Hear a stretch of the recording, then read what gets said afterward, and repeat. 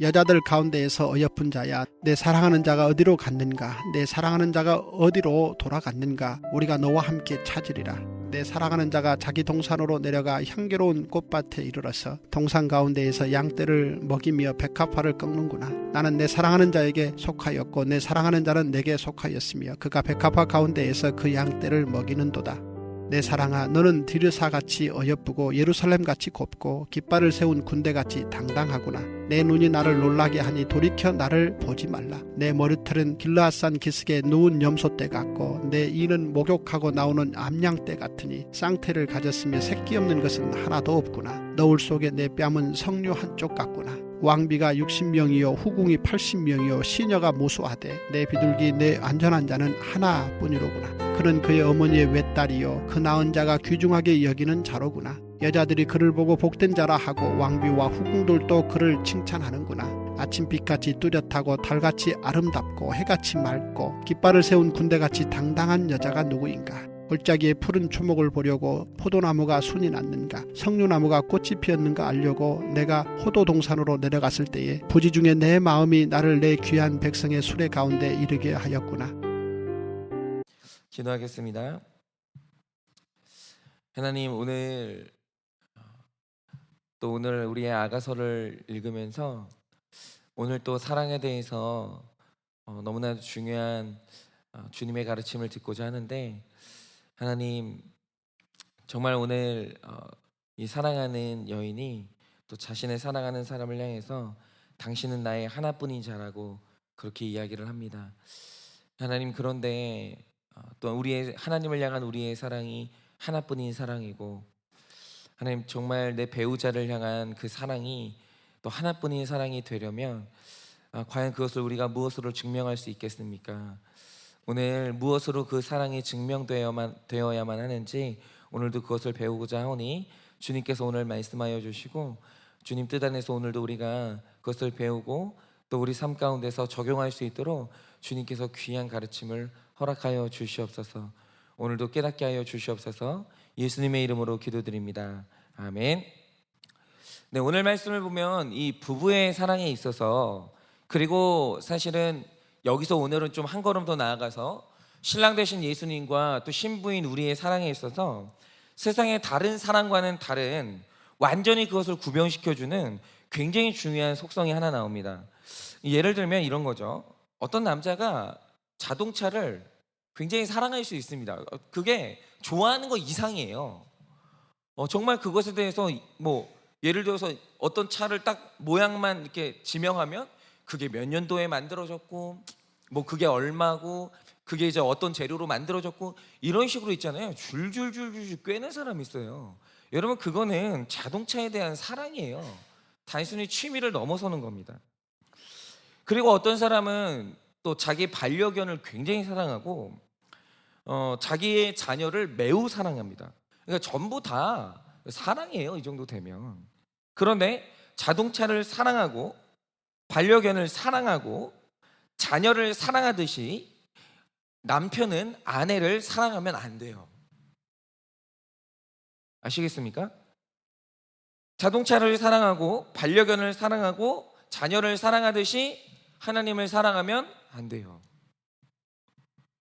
여러분, 세상의 모든 것들을 사랑하는데 내 배우자에게는 독특한 사랑을 해야 되는 겁니다.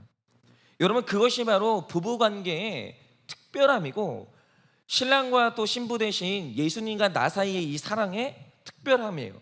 그렇다면 부부관계에서만 허락되는 이 특별한 사랑이라는 것은 어떤 거냐는 거죠. 여러분, 4절부터 말씀을 보시면 이런 게 있습니다. 이건 남자와 여자의 사랑 고백 중에 오늘은 남자의 고백을 다루는 거예요. 그래서 남성을 중심으로 오늘 얘기를 좀 해볼 텐데, 이 남자의 사랑 고백을 보면 주목해 볼 만한 개념을 반복적으로 이제 다루는데, 먼저 4절을 보시면 이렇게 말합니다. 내가 당신을 사랑하는데 그 사랑을 무엇에 비유하죠? 당신은 나에게 디르사 같고 예루살렘 같다라고 합니다. 그런데 여러분, 이 두 도시가 어떤 도시입니까? 자, 모든 사람은요 자기 나라를 사랑해요. 그러므로 자기의 모든 영토를 사랑하죠. 여러분, 만약에 다른 나라가 예를 들어서 일본이 우리나라의 어느 영토라도 무단으로 만약에 밟는다라고 하죠. 여러분 우리나라 사람들 가만히 있겠습니까? 어느 영토라도 상관없어요. 여러분 울릉도가 됐건 독도가 됐건 어느 영토가 됐든 간에 여러분 우리나라 땅을 밟기만 하면, 무단으로 점거하기만 하면 여러분 우리는 어쩔 수 없죠. 그것에 대해서 이제 무력이 필요하다라고 하면 방어해야죠. 내 땅이기 때문에, 불법으로 이렇게 들어왔기 때문에.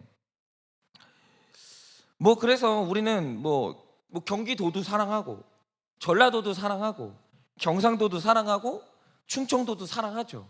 여러분 내 땅을 사랑하는 그 사랑에 있어서는 차별이 없는 거예요. 사랑합니다. 그런데 다 사랑하는데 수도인 서울은 다른 거예요. 여러분 모든 지역 중에서 서울이라는 것의 의미라는 것은 여기에, 이 서울에 대한민국의 이미지가 전부 부여되어 있어요. 그러니까 다른 나라 사람들이 한국을 떠올릴 때 어느 나라를 떠올리냐? 수도인 서울이에요. 여러분 서울이 지저분하잖아요. 대한민국은 지저분한 나라예요. 여러분 서울이 복잡하잖아요. 서울은, 그러니까 대한민국은 사람들의 머릿속에 복잡한 나라인 거예요. 여러분 여기에, 이 서울에 국가를 통치하는 행정수반이 머물고 있고, 그래서 모든 주요 기관이 여기 몰려 있고, 그래서 여기만 전담하는 군대 조직이 따로 있어요. 수도방위 사령부라는 이제 조직이 따로 있는 거죠. 여러분 이게 뭐냐면 이게 수도예요. 여러분 우리는 다 내 조국, 내 땅덩이를 다 사랑하는데 수도인 서울은 독특한 지위를 가지는 거예요. 독특한 거예요. 의미가 다른 거예요. 여러분 서울은요, 모든 대한민국의 영토 중에서 독특해요. 그런데 오늘 말씀에 나오는 디르사가 어디입니까? 이스라엘이 한때 북이스라엘과 남유다로 나뉘어져 있었는데, 이 북이스라엘 수도가 사마리아로 변경되기 전까지 수도 역할을 담당했던 게 디르사예요. 그리고 남유다의 영원히 변치 않는 수도가 예루살렘이에요. 두 땅덩이의 수도, 그 중심지, 그 독특한 지위를 가진 그 부분, 그게 뭐냐면 디르사와 예루살렘이에요.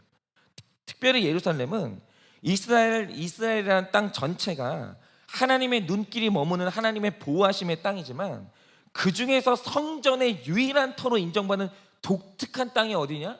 그게 바로 예루살렘이에요. 그런데 오늘 이 남자가 하는 고백이 뭡니까? 이 사람이 인류를 사랑하겠죠.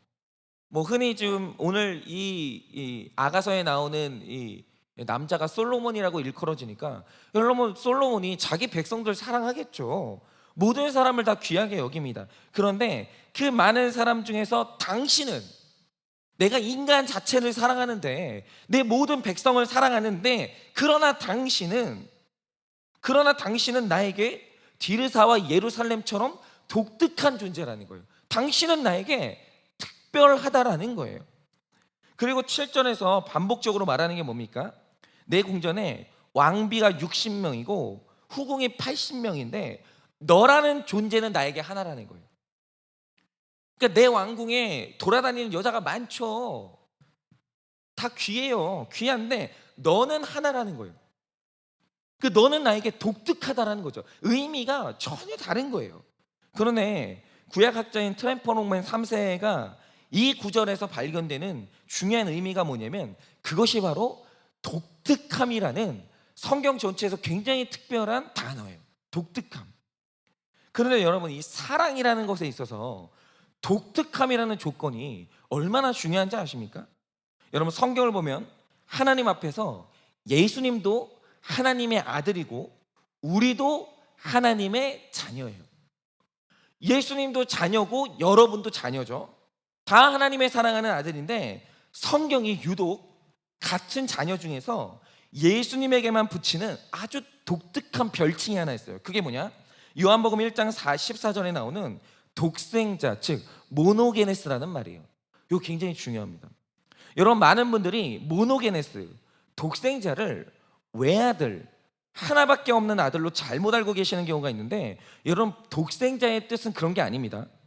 성경이 예수님에게만 칭하는 이 모노게네스, 독생자의 뜻이 뭐냐면 그게 바로 독특하다라는 뜻이에요. 그러니까 예수님이 독생자라고 할 때 그것은 외아들이 아니라 당신은 나에게 독특한 아들이라는 거예요. 그게 맞죠? 여러분, 예수님에게 아들이 한 명이에요? 아니에요. 저도 아들이고 여러분 다 자녀예요. 예수님에게 자녀는 한두 명이 아니에요. 굉장히 많은데, 그런데 하나님에게 예수는 독특한 존재예요. 그 독특한 아들이에요. 왜냐? 우리는 하나님의 형상을 닮은 입양자들이에요. 분명히 그렇게 말하죠. 성경이 하나님이 우리를 입양했다라고 얘기를 하죠. 그런데 예수님은 하나님, 아버지 하나님과 완전히 동일하신 하나님이 낳은 아들이에요. 이 지위가 다른 거예요. 우리는 입양되는데 예수님은 하나님이 낳으신 아들이에요. 그 하나밖에 없어요. 그 존재는. 여러분, 하나님이 예수님이나 우리나 다 사랑하는데 하나님 앞에서 예수님은 그 무엇과도 비교할 수 없는 독특한 존재예요. 그래서 다 사랑은 받지만 우리는 하나님이 될 수 없는데 예수님은 아버지와 동일하게 하나님의 지위를 가져요. 그리고 또 성경에서 독생자의 칭호를 받는 유일한 아들이 하나 있는데 그게 바로 아브라함의 아들 이삭이에요. 여러분, 하나 여쭤보죠. 아브라함에게 아들이, 육신으로 낳은 아들이 이삭 하나뿐이었습니까? 아니죠. 이스마엘하고 또 그 외에 첩들에게서 낳은 자식들이 있죠. 그런데 성경은 아브라함의 아들로 이삭만 말해요. 왜 이삭을 통해서만 구속사를 이루죠? 이유는 독특한 자녀예요. 그게 바로 모노게네스예요. 독특해요. 의미가 다르고 지위가 다른 거예요. 그런데 오늘 성경에서 부부를 말할 때 남편에게 아내가, 그리고 아내가 남편에게 가져야 되는 사랑의 고유한 특성이 뭔가? 그게 바로 독특해야 돼요. 모든 사람 다 사랑하죠. 우리가 사랑하는 사람이 한두 명이겠어요. 사랑하죠. 그런데 배우자는 나에게 독특해야 돼요. 남편에게 있어서 아내는 세상에서 가장 독특해야 되고, 아내에게 있어서 남편은 세상에서 가장 독특해야 돼요. 예를 들어서 남편이 내 집에 내 방이라는 공간이 있다고 하죠. 제가 이제 그 방에서, 교회에 오지 않을 때 이제 그 방에서 제가 이제 뭐 연구도 해야 되고, 그 다음에 이게 뭐 설교도 해야 되고, 설교 준비도 해야 되고, 뭐 책도 읽어야 되기 때문에 여러분, 저는 불가피하게 제 방이 있어요. 그리고 항상 출근할 때는 뭐 예를 들어서 제가 한 번은 정말 지금도 기억하기 싫은 일인데, 저희 컴퓨터에 이제 제 정보가 다 저장돼 있거든요. 저거 갑자기 날아가 버리면 이 사역이 중단될 정도예요. 근데 어느 날 애가 이제 자고, 이렇게 걔가 이제 그때 이제 조금씩 기기 시작할 텐데 항상 뭐 사고를 치던 애가 조용한 거예요. 근데 여러분, 그거 아시죠? 애가 고요하면 사고 치고 있는 중이에요. 그날따라 기분이 쎄한 거예요. 애가 막 이렇게 조용하니까 어딜 갔지 하는데 얘가 아무 데도 없고 제 방에 있는 거예요. 뭐 하나 보니까 얘가 굉장히 기쁜 얼굴로 볼펜을 가져다가 제 컴퓨터를 긁어대고 있는 거예요. 그게 정말 그날은 생각을 하기 싫어요. 그 다음부터 제가 이제 잠궈 놓는다고 하죠. 내 방은 내 공간이기 때문에 잠그는 거예요. 아무도 들어갈 수 없어요. 여러분, 그 방은요, 내 방은 자녀의 방이 될 수 없어요. 내 방은 부모님의 방이 될 수 없어요. 내 방은 내 방이에요. 그런데 내 방이 아내 앞에서도 내 방은 없는 거예요. 무슨 뜻인지 아시겠어요? 여러분, 세상에서 내 방의 열쇠는 나 말고 아내는 가지고 있어야 돼요. 여러분, 아내 앞에서 내 방이라는 개념은 존재하면 안 되는 거예요. 여러분, 세상 모든 사람은요, 모든 사람이 내 방문 열면 안 돼요. 내 방이기 때문에. 그런데 내 아내는 언제든 내 방문을 열 수 있어야 돼요. 여러분, 제가 누차 말씀드리지만 비밀번호도 마찬가지입니다. 우리는요, 자녀 앞에서 비밀번호가 있어야 돼요. 여러분, 내 부모 앞에서 비밀번호가 있어야 돼요. 그런데 내 배우자 앞에서는 비밀번호 자체가 없어야 돼요. 왜 있어야 돼요, 그게? 여러분, 이 세상에서 내 아내가 보면 안 되는 이메일 내용이 있어야 됩니까? 물론 공적인 영역에서 아내가 알면 안 되는 사회적 기밀이 있을 수 있어요. 그거는 공적 영역이니까 그거는 제가 말하는 게 아니고, 제가 말씀드리는 건 사적인 영역에서 뭐 예를 들어서 뭐 집안에 뭐 애가 알면 덕스럽지 않은 부분이 있을 수 있죠. 애 앞에서는 뭐 비밀스러운 메일이 있을 수 있어요. 그런데 아내 앞에서는 비밀스러운 내용이 없어야 된다고요. 여러분, 바로 이거죠. 내 배우자는 내 인생의 모든 비밀의 열쇠를 나와 공유하는 아주 독특한 존재여야 되고, 이 세상의 모든 잠긴 문이, 나의 문이 아내는 열 수 있어야 돼요. 아내는 언제든지 허락받지 않고 들어올 수 있어야 돼요. 그러므로 여러분, 세상에서 가장 음란한 사람이 누군지 아십니까? 공평하게 사랑하는 사람이 음란한 사람이에요. 여러분, 내 아내와 다른 여자를 공평하게 사랑할 때 그게 음란함의 본질이에요. 왜 공평해요? 어떻게 그런 게 있을 수 있어요? 그런데 음란한 사람들이 추구하는 게 뭔지 아십니까? 그 공평함이에요. 당신과 아내와 남을 공평하게 사랑하면, 여러분, 그것이 바로 음란함의 본질 아니에요? 영적으로 마찬가지입니다. 성경은 우상숭배를 음란이라고 규정해요. 그런데 왜 우상숭배가 음란입니까? 하나님을 사랑하지 않아서가 아니에요. 여러분, 이스라엘 백성들이 하나님을 사랑했습니다. 그런데 하나님과 더불어서 다른 귀신을 공평하게 사랑하면 그게 음란이에요. 여러분, 사랑은, 모든 사랑이 공평할 때 그것이 바로 음란이에요. 여러분, 언제나 사랑은 내 배우자 앞에서 독특해야 돼요. 그 사랑은 차별이 있어야 돼요. 그 차별은 정의로운 차별이에요.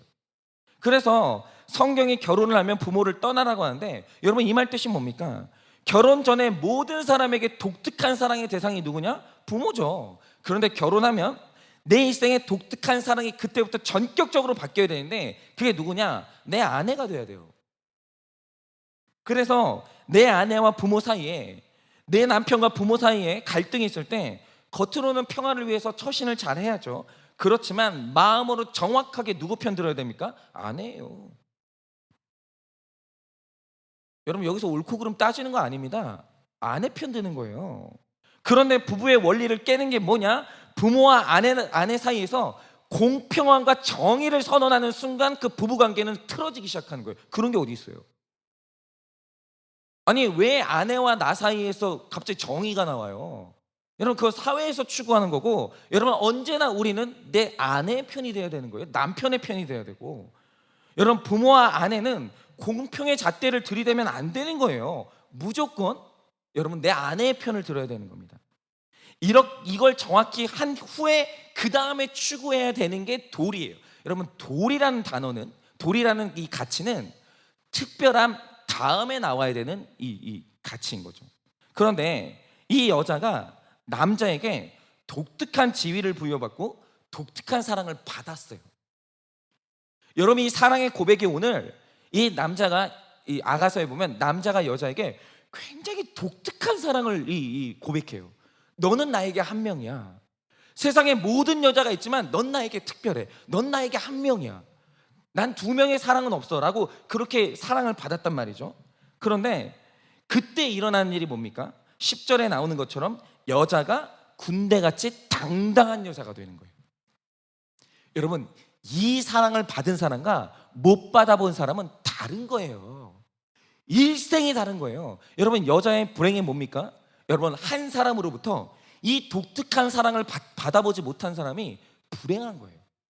그러나 어떤 여자가 자존감이 높고 어딜 가서도 여성이 꿀리지 않아요. 그 여성이 어딜 가서도 당당해요. 이유가 뭔지 아십니까? 이 사랑을 받아본 거예요.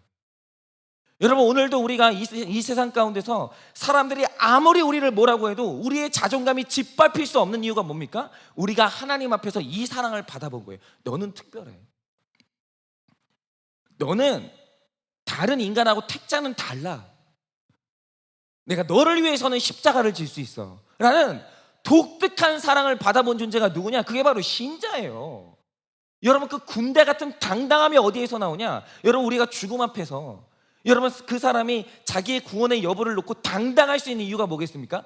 이 사랑에 대한 확신, 독특한 사랑, 십자가의 사랑이 우리 안에 확실하면 여러분 그 사람은 죽음 앞에서도 군대처럼 당당한 거예요. 그럼 바로 이겁니다.